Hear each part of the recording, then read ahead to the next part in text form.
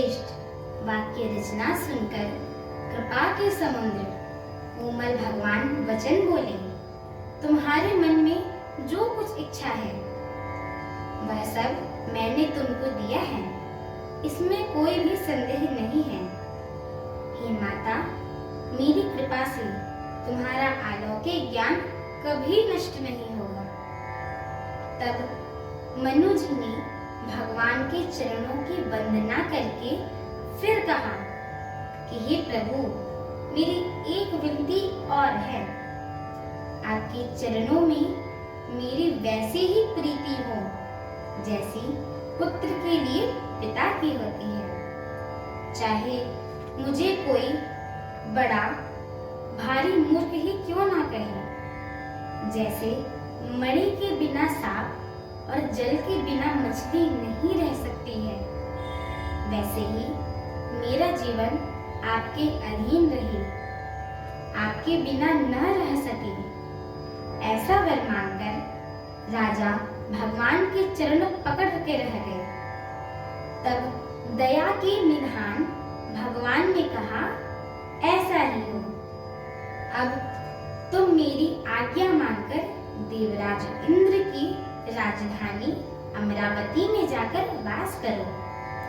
हे तात, वहां स्वर्ग के बहुत से भोग भोगकर कुछ काल बीत जाने पर तुम अवध के राजा होगे।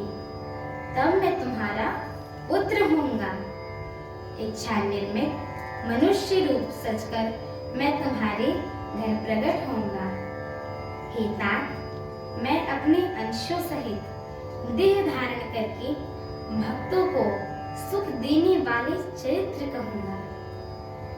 जिन चरित्रों को बड़े भाग्यशाली मनुष्य आदर सहित सुनकर ममता और मत त्याग कर भव सागर से तर जाएंगे। आदि शक्ति यह मेरी स्वरूप भूता माया भी है, जिसने जगत को उत्पन्न किया है, अवतार लेगी। इस प्रकार मैं तुम्हारी अभिलाषा पूरी करूंगा। मेरा प्रण सत्य है, सत्य है, सत्य है। कृपा निधान भगवान बार बार ऐसा कहकर अंतर ध्यान हो गए। वे स्त्री पुरुष, राजा रानी, भक्तों पर कृपा करने वाले भगवान को हृदय में धारण करके कुछ काल तक उस आश्रम में रहे। फिर उन्होंने समय पाकर सहज ही बिना किसी कष्ट के शरीर छोड़ा एवं अमरावती यानी इंद्र की पुरी में जाकर वास किया। याज्ञवल्क्य जी कहते हैं कि हे भरद्वाज, इस अत्यंत पवित्र इतिहास को शिव जी ने पार्वती जी से कहा था।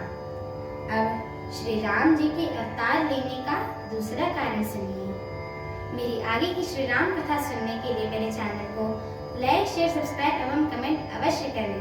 बोलिए सियावर रामचंद्र की जय हो। माता जानकी की जय हो। पवन स्तन हनुमान की जय हो। जय श्री राम। जय श्री राम।